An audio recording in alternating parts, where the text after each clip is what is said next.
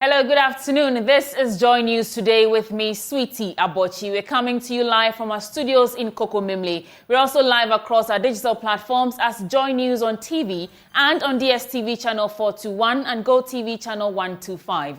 Coming up, Chairman of the Public Accounts Committee, James Klucha-Aveji, has expressed strong disagreement with the position of the Auditor General on the auditing of subsidiaries of the Social Security and National Insurance Trust. The Ghana Police Service says they're fully prepared for election security in the country. More as they assure the public of incident-free election as the multimedia group launches coverage of the 2024 polls. This election coming is a free and fair election. It's incident-free. We know what we have put in place, and there's no cause for alarm. We have more as the Electoral Commission affirms the dates for the presidential and parliamentary elections has not been changed. The Commission has resolved that we are going to have the elections come December 7th as we did in 2020. The governing New Patriotic Party is gearing up for an intense nationwide campaign in preparation for the 2024 general elections. The Deputy Commissioner of Police, Prince Gabriel Wabu, has assured the Ghanaian public that Ghana Police Service is fully committed to ensuring that the upcoming 2024 elections are conducted in a peaceful and incident-free manner. He made this declaration during an interview on Joy News as the multimedia group launched its comprehensive coverage of the 2024 polls. DCOP Wabu emphasized that the Ghana Police Service has put in place various structures and strategies to guarantee the safety and security of citizens during the electoral process. This election coming is a free and fair election. It's incident-free. We know what we have put in place, and there's no cause for alarm. We have, gone through 2023 with a lot of elections. Intra-elections, that is intra-party elections, for the NDC, for the NPP, and then just a recent one, that is the district assembly elections, that's assembly and then the committee member elections. So you see how within last year, the elections that we held and the successes that were out of it, they were all incident-free. You can talk of the Kumawu one, which was quite tense. People thought otherwise, but the police took it like water sort of drinking. And then the SSNIT one, which was also with some sort of high peak, but things went on smoothly. So it tells you that we are not leaving any stone unturned, especially when it comes to the general elections. Things are being put in place. We are training. Tell us about that, though, because I know the election security task force was set up way before now. Yes. What are the structures that you put in place to ensure that this year's elections is very secure? To tell you the fact, sensitization is ongoing.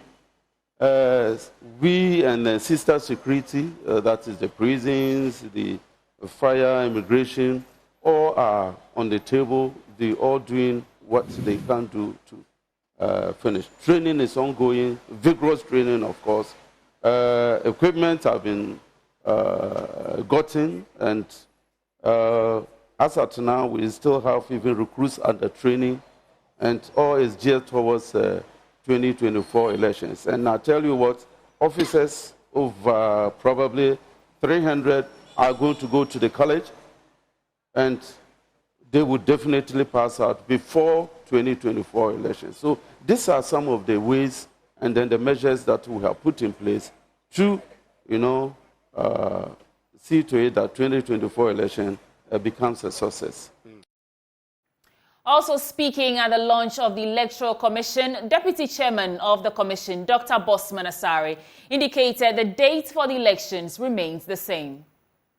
And again, in terms of November or December, as you may be aware, we had a meeting with our political parties, and one of the major parties indicated clearly that they don't support the change of date from December to November in 2024. So as a commission, we know when the law requiring that to have such a change, you have to go to Parliament, to have 2/3 of the members of Parliament approving of that particular change. The commission has resolved that we are going to have the elections come December 7th as we did in 2020. So as a commission, we are fully prepared, we are fully ready, and we believe that the successes that we chalked in 2020, we are going to even do more in 2024. Okay, but would you have the law passed or to lay the foundations properly for a November elections in 2028? Yes. In that IPAC meeting, that was agreed with the political parties that in the event we cannot marshal the forces of IPAC to have it in November in 2024, the commission should take the steps to ensure that in 2028 we are going to have it in November. And again, this must be cleared. We were not talking about November 7th. At the IPAC meeting, the decision was a day in November. So it could be a first Monday, a second Monday, a third Monday, or Tuesday, or Friday, or Thursday in November. President of the Greater Accra Markets Association, Mercy Na Afroa, is urging marketsmen and women who've decided not to vote this year to rescind their decision and exercise their right by being part of choosing leaders for the country come December 2024. What I would say is Malata is a very old market. It has been in the existence. It's one of the markets that were built. And when you went there, what did you see? What did you see there to make somebody who is there for 40 years to take a decision? There's no change. So we are saying they should, so they should change the places for us, build new markets, improve what we have. Then we will know that something is going on. So if I use all my time and all my energy to go and queue from 2 a.m. to 7 a.m. and vote, at least I'll get some sort of change in my life. But notwithstanding, I would never advise any market woman or man not to go and vote, because your decision will be determined by your thumb.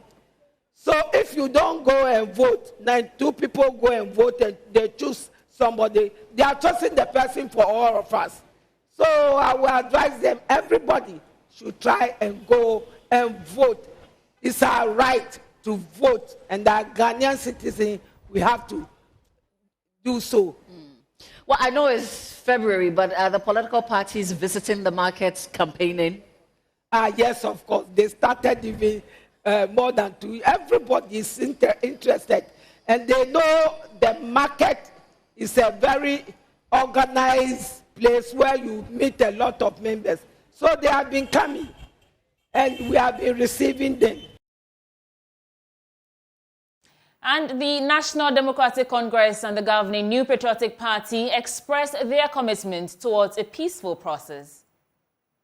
New Patriotic Party, we will continue to ensure that the peaceful elections in Ghana will be assured, and we will contribute our quota to ensure that there is peace before, peace during, and peace after the elections. I, the Deputy General Secretary of the New Patriotic Party, will uphold peaceful coexistence, peaceful elections to ensure there is peaceful governance after victory for the 2024 general elections. The NPP pledges to ensure that there is peaceful. We'll contribute our quota to peaceful elections and contribute our quota to peaceful coexistence. On behalf of the General Secretary of the NDC, Honorable Fifi Javi Kote, on behalf of the National Chairman, Johnson Asedun Ketia, and our flag bearer, who is going to be sworn in as president, the NDC represent peace. We stand for peace. We will be the stakeholders to champion peace into the 2025 election. My name is Mustafa Bandi, the Chief Bodyguard of the General Secretary of the NDC, Honorable Fifi Javi Kote, as his deputy. I stand for peace before, during and after 2024 elections.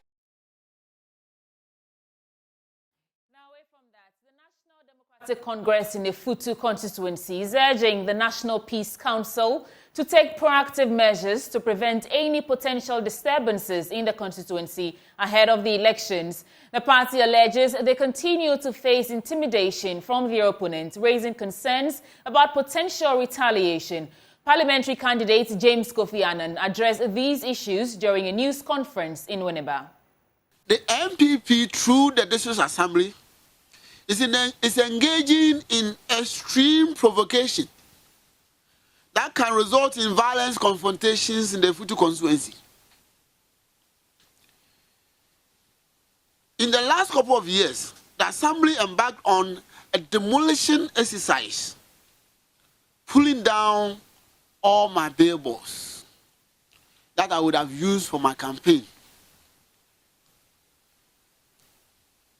The billboards that were pulled down, the same spots that where my billboards were pulled down, now the NPP has erected its billboards. In fact, in some cases, it is the same billboard, my own billboards, which were pulled down, which were re-erected, and Afenyo Markins posters now pasted on them. Even though I have paid the necessary fees on those billboards. We have made a lot of protests.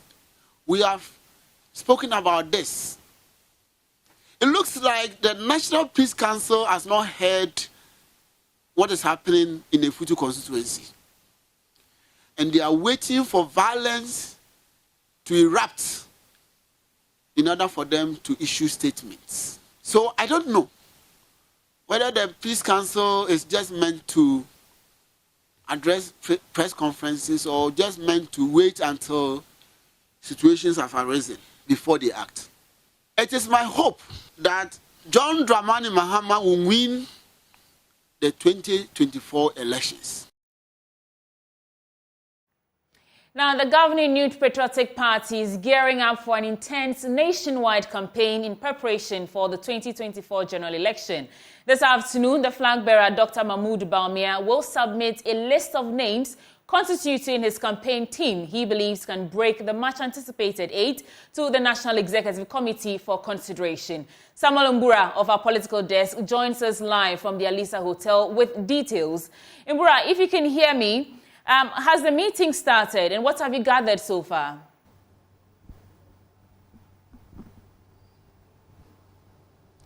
Well, sweetie, the meeting hasn't started. It was initially slated for 10 a.m. but had to be postponed to 2 p.m. today.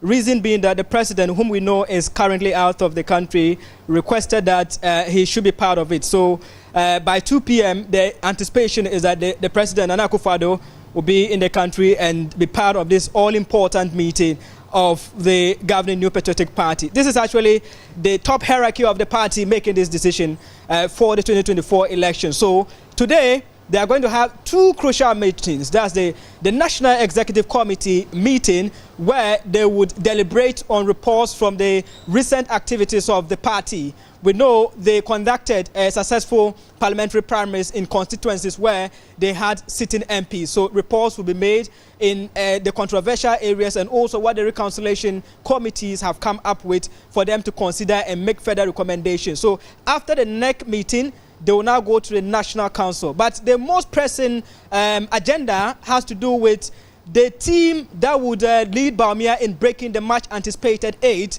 for the governing New Patriotic Party. So Dr. Mahmoud Bawumia is expected to present the list before the National Executive Committee. They will look at it and then refer it to the second highest decision-making body of the party to confirm or take otherwise decisions on it. So that is the crucial meeting we are waiting for. It hasn't started. However, just a couple of minutes ago, Mr. Chairman Wuntimi, who is the Ashanti Regional Chairman of the NPP, drove in. The former communication director of the party, Yao Adumaku Befi, also came, and they have started coming in one after the other to settle for the meeting. So as we speak now, The meeting hasn't started, but in the next 1.5 hours, they should begin with the meeting here at the Alisa Hotel. So, Imbura, how's the mood or the atmosphere while waiting for this meeting to start?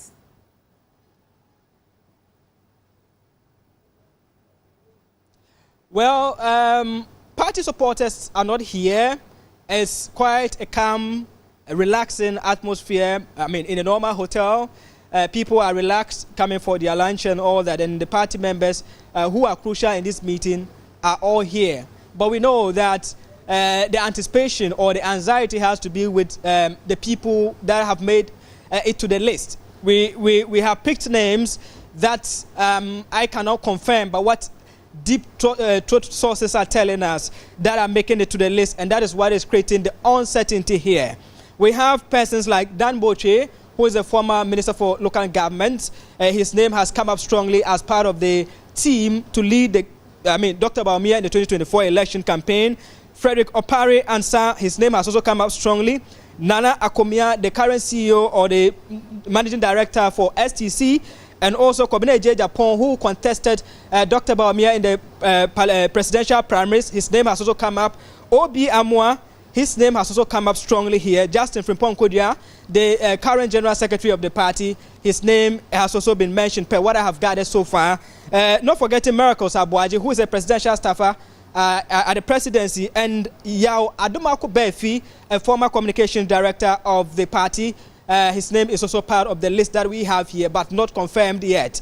Other members that will serve as advisors to the campaign team will be Fred Owari, who is known as the chief of staff within the Bawumia camp, as one of the members that will be named. We also have Peter McMahon, a former campaigns manager of the NPP, Anthony Abeyifa Kabo. His name has also made it here, per what I have. Sami Awuku, the boss of the National Lotteries Authority, and Krobia Kobina Asante. And the last person I have here on the list is Ben Abdallah, the current national coordinator for Zongo and Inner City Development. We understand he is headed for the position of a deputy campaigns manager in charge of the Zongo area. So what we are learning is that this list is supposed to reflect the philosophy of the party. We have the Dankwa Buzia Dombo tradition. So all these people that have been selected are to represent these factions in the governing New Patriotic Party that we are expecting the National Council and National Executive Committee to deliberate and subsequently communicate to the media. Well, thank you so much, Mbura. We'll bring you updates live from Alisa Hotel as and when the meeting starts and the lists are confirmed. Now, moving on, the chairman of the Public Accounts Committee, James Klucha-Veji, has disagreed with the position of the Auditor General on the auditing of subsidiaries of the Social Security and National Insurance Trust, that is SSNIT. The Auditor General raised concerns over the appointment of private auditing firms to audit the accounts of some 10 subsidiaries of SSNIT, contrary to the Audit Service regulation. The Auditor General recommended that these 10 companies desist from the act and liaise with the Office of the Auditor General to appoint auditors for them. But Chairman of the committee disagrees with this position. We have James on Zoom who joins us with details. James, thank you for joining us. If you can hear me, did SSNIT offer any explanation to this phenomenon of private auditors auditing the accounts of their subsidiaries? Yes, sweetie. So the position of the Director General of SSNIT, Dr. Tinkra, in his justification of this is that, these subsidiaries, 10 of them listed in the Auditor General's report, are actually companies that SSNIT has invested in. Some of them, they do not own a majority share in. There are some private entities and persons who own majority share in them. And so the law says that the Auditor General is the sole auditor of government books, including agencies and departments under government. And so his explanation is that since some of these companies are not wholly owned by SSNIT, it cannot be the case that only the Auditor General would have access to their books. The reason why he also says that they are actually independent entities, even though they have some share in it, they are independent entities. And so they have a different, independent boards and who take charge of their day-to-day work. And some of these things. And so it is not wrong at all for them to appoint private auditors to look at their books and report same to the SSNIT. So was that the same position that the chairman had on this issue? Yes. So after the SSNIT Director General's explanation, auditors at the committee stepped in and says that according to the law, they still maintain their position on their recommendation. Then chairman of the committee, James Kluche-Aveji, then stepped in to disagree with SSNIT, agreeing with the position of the SSNIT DG that, in fact, when these auditings are done by the private entities, since SSNIT is also a shareholder in these companies, whatever they find on the books of this company is brought back to SSNIT and it reflects in SSNIT's account as investors in those companies. And so that overall is then audited by the Auditor General's departments and recommendations are made as we have seen in that report. And so he agrees with the fact that since these entities are that was James there. We will try and reconnect with him for more details on that going on. Right. So, James, if you can still hear me, SSNIT also spoke about a campaign to enroll more persons onto the scheme. Can you shed more light on that? Ghana card, we are able to register any worker in Ghana without having to incur the expense of issuing them a SSNIT card, which in the past we used to issue at significant cost to us. So now with the Ghana card, coupled with the availability of Momo, which we are able to now use as a means of remitting contributions, e-levy exempt, we have been able to preach the gospel according to SSNIT, which tells these people that they too can remit contributions because they are now the employer and the employee. So they can remit the contributions of 13.5% of whatever income they are making to SSNIT on a monthly basis, so that 20 years down the line, 25 years down the line, they too can say that they are retired and they are receiving monthly payments from SSNIT, and they can have the assurance that such payments will continue as long as they live. Right now, when we started last year, we had only had about 14,000 people enrolled on the SSNIT the scheme as self-employed persons. Today, we have about 71,000 people enrolled on the SSNIT scheme as self-employed persons. The statistic I gave to the committee was that if I look at the February payroll, which we've just paid, out of some 245,000 pensioners that we paid, only 630, constituting 0.3%, 630, not even 1,000, are people who have retired as self-employed persons. That was the chairman of the Public Accounts Committee, James Kluche-Aveji, speaking on the enrolling more people onto the campaign. But away from that, in order to ensure effective revenue mobilization of the state-owned Metro Mass Transit, Vice President Dr. Mahmoud Bawumia has launched a single transport card for paying for the services of the company, dubbed Tap and Go. Dr. Bawumia says the new technology, which among other things enables users to book their tickets from the comfort of their homes and ensure easy identification of persons on board, is part of the government agenda to digitalize the country's transport sector. We are also going to have a feature of Tap and Go where you can book and buy your ticket from home before you board the bus. Before you board the bus, you don't have to come and stand in a queue. You sit in your room whilst you are watching TV, you buy your bus ticket, book it, and come and travel when you want to travel.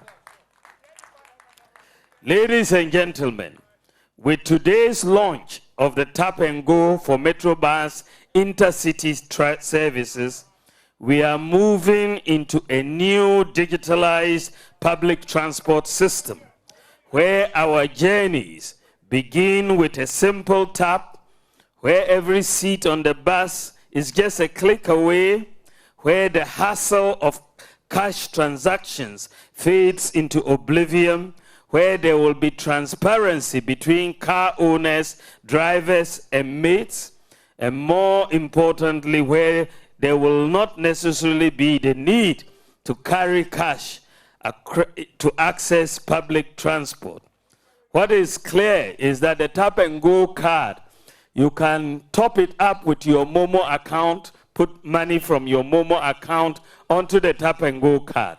And when your Momo account is low and you have money on your Tap and Go card, you can transfer money from your Tap and Go card to your Momo account.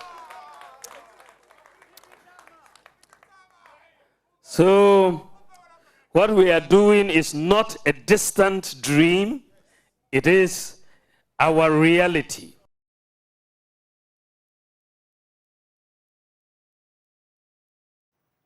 Now, Chief Executive Officer of the Ghana Enterprises Agency, Kosi Yankee Aye, says her agency is rolling out a series of interventions aimed at minimizing the impact of the unemployment situation in the country. Statistics from the National Labour Organization highlight the severity of youth unemployment challenges in the country, revealing 60% of youth under the ages of, are underemployed, 12% are unemployed, and 28% not even part of the labor force. Speaking at the Base Box project in Cape Coast, Madam Yankee Aye says the agency is working hard, bearing in mind the vision of the President in supporting youth employment. There's more in this report.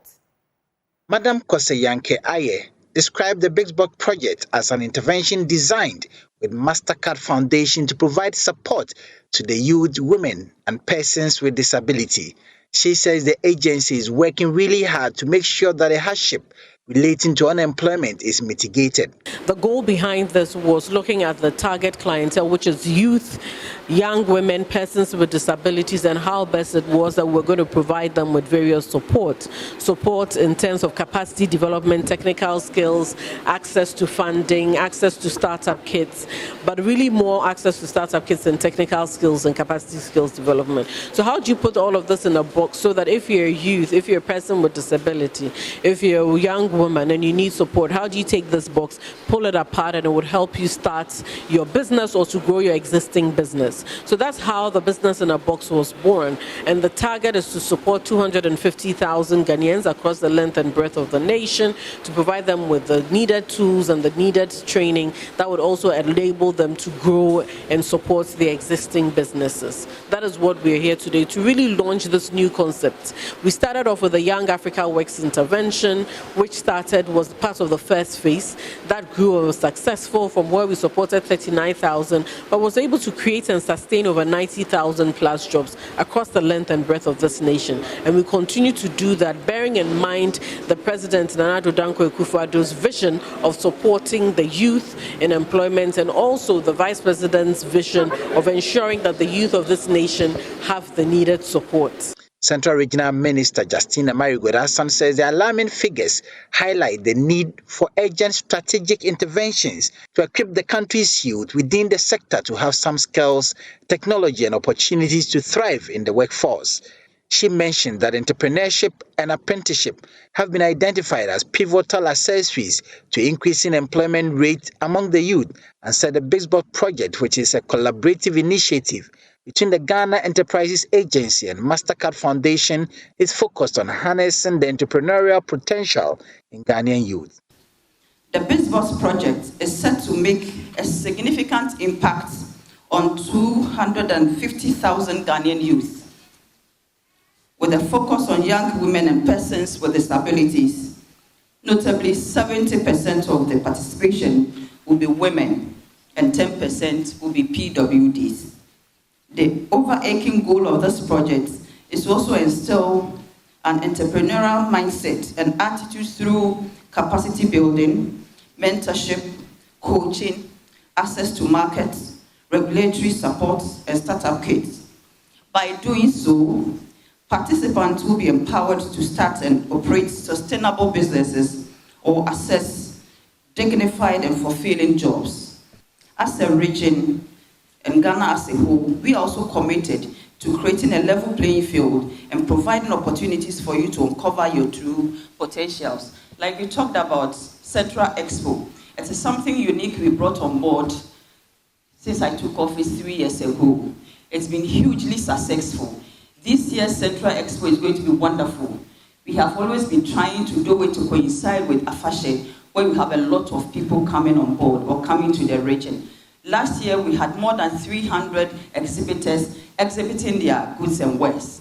And when we finished everything, we had Ghana Exports Promotion Authority getting some individual who came to exhibit their products to have opportunities to travel outside to exhibit their products there. The regional minister also intimated that the current government acknowledges the significant role of the Ghanaian youth in the country's development and is creating initiatives to curb the country's youth unemployment situation. We'll take a break now. When we return, Joy News Today continues with more segments.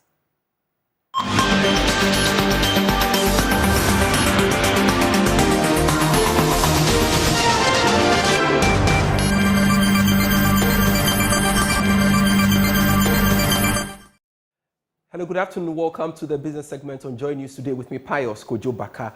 Interest rates fell for the 7th consecutive week despite a marginal increase in January 2024 inflation.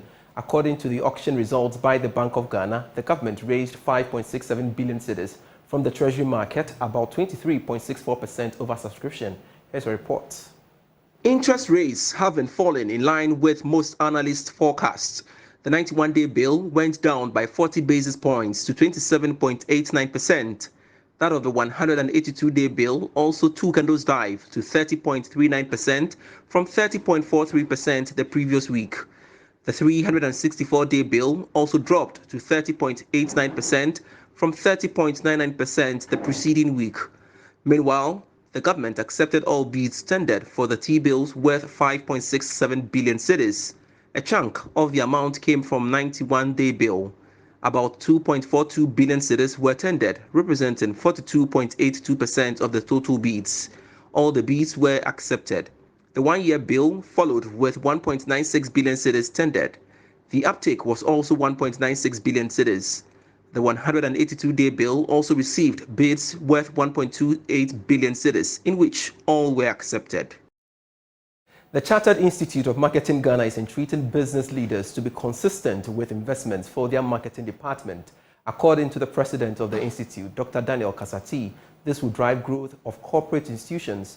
He was also urging marketing professionals to be resilient amidst the economic hardship. Now, he was speaking at the CIMG maiden graduation ceremony. 119 students graduated at the maiden graduation ceremony of the Chartered Institute of Marketing Ghana. Dr. Kasati urged the students to help change the narrative in industry by helping their organizations to build everything they do around the interest of the customer. Let me seize this opportunity, ladies and gentlemen, to announce that the CIMG Regulation 2023, Legislative Instrument 2479, has been passed by the Parliament of Ghana and has therefore come into force. This feat is a boost for the marketing profession and the execution of the Institute's functions as stipulated in the CIMG Act 2020, Act 1021. By the passage of this LI, we call upon business leaders to champion the continuous professional development of their professional marketing personnel to enable them remain relevant and play the effective role of promoting and protecting the interests of customers in their organizations. Speaking on behalf of the Minister for Education, Professor Francis Nunu reiterated the importance of professional marketing education in Ghana. Ghana can stimulate domestic consumption, attract foreign investments, stir up economic recovery, and foster entrepreneurship, all of which are essential for economic expansion and job creation. In today's interconnected world, international and national competition is fierce. Professional marketing education empowers skilled marketers to lead businesses to compete effectively in global markets. Through understanding global market trends, consumer preferences, and effective branding, Ghanaian firms can expand their reach. The Chartered Institute of Marketing Ghana says it will continue to collaborate with industry and all other stakeholders to ensure continuous improvement through their best practice feedback mechanism and quality assurance. That'll be all for business. I am Pius Kojo Baka. Dara will be here at 1 p.m. with the marketplace.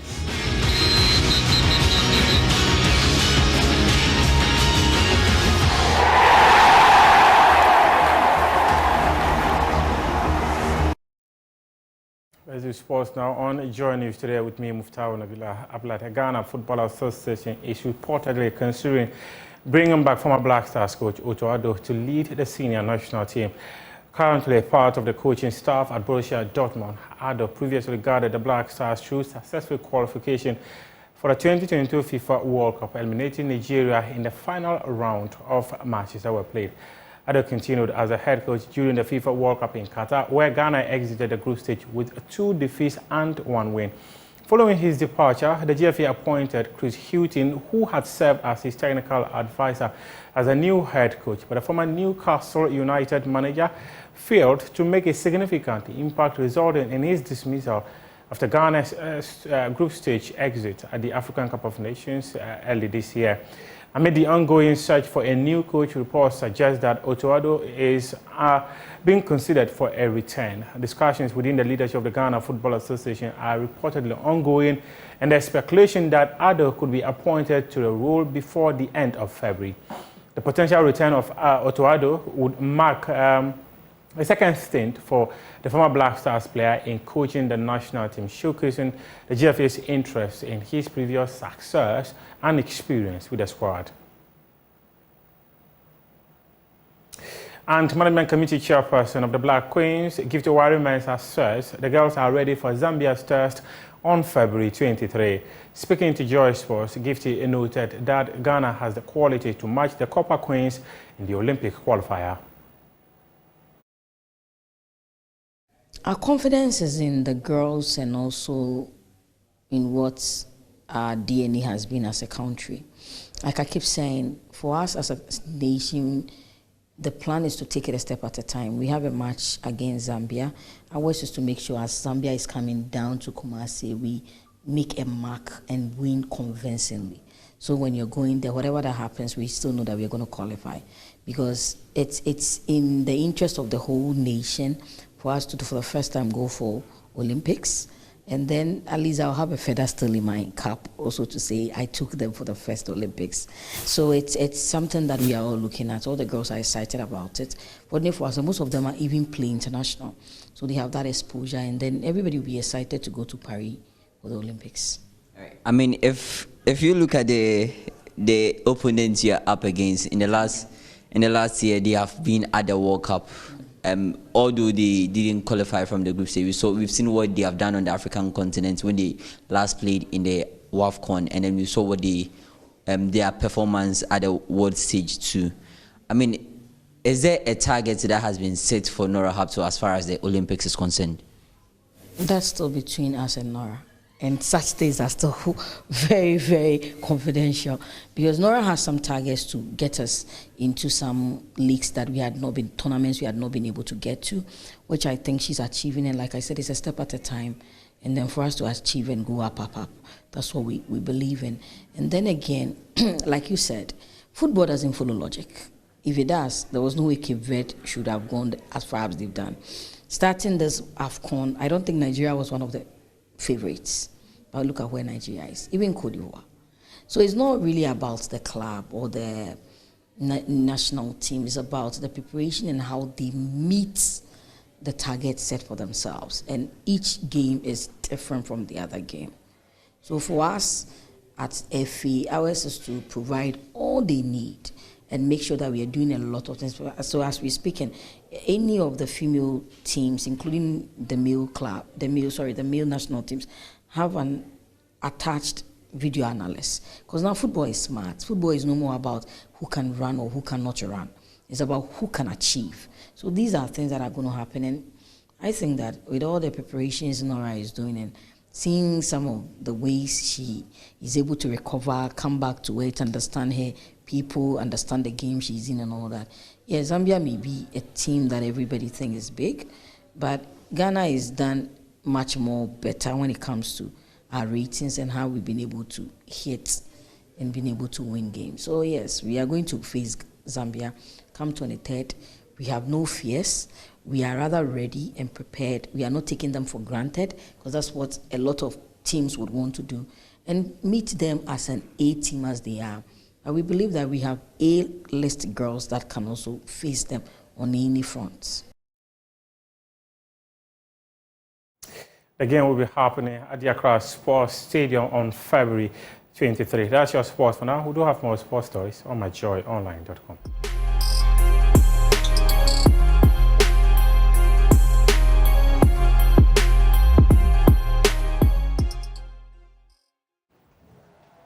Good afternoon. Welcome to the Showbiz segment with me, Jacqueline Ansmayabwa. Let's do some international showbiz. Now, Kenyan actress Lupita Nyong'o has made history by taking over as the first black head of the Berlin International Film Festival jury. The annual film showcase event, also known as Berlinale, is one of the 5 largest global film festivals. The event has not had a black jury head in its 74-year history.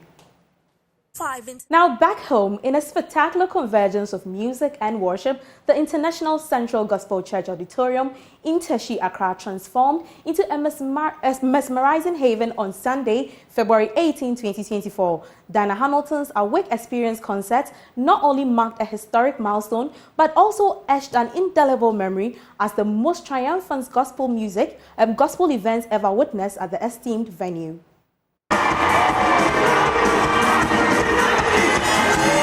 Ghanaian gospel musician Diana Hamilton orchestrated an extraordinary event that left an indelible mark on all who attended.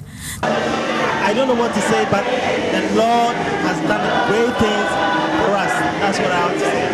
Beautiful. I enjoyed the program was good. The crescendo reached its pinnacle when Nigerian gospel icon Mercy Chinwo took the spotlight, casting a spell on her renditions, including the captivating Jesus You Love Me.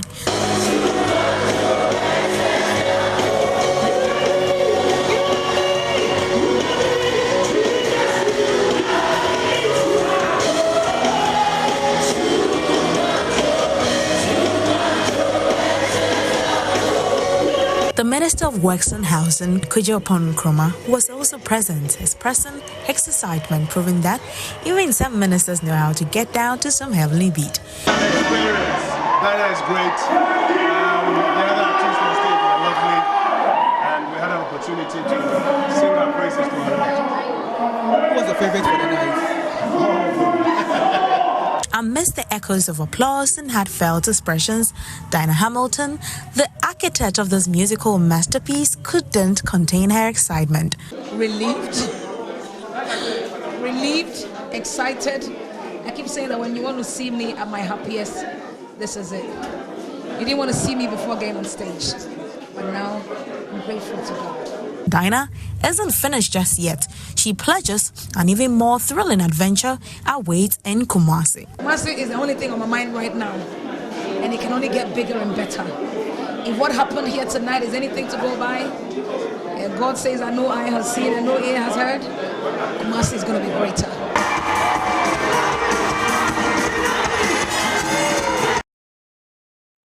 Well, the Kumasi edition is just this coming weekend. Now, Ghanaian sensation Black Sherif continues to make waves on the global stage as he graced the runway at London Fashion Week, leaving a lasting impression on international fashion scene. Clad in cutting-edge designs, Black Sherif captivated the audience with his distinctive style and confidence on the runway. London Fashion Week is a top-notch event that attracts designers, celebrities, and influencers from around the world. Black's participation at this year's event brings to light his growing popularity in the fashion world with his vintage style of dressing. Well, that's all for Showbiz with me, Jacqueline and Smayabwa. But sweetie, what do you think about this? I think it's the walking for me. I know, right? So stiff, but I mean, Blacko is doing well for himself, Yeah, and he's putting Ghana out there. But I'm particularly happy about Dinah Hamilton's show. Were you there yourself? Well, I wasn't. Nicholas Okoyama was there, but I saw a whole lot of snippets on social media. You know, we had a whole lot of personalities there who could not hide their excitement. Yeah. Over there. Well, congratulations to all Ghanaians doing it out there for us. And that's how we're wrapping up for Joy News Today. My name is Sweetie Abochi. Thank you so much for watching.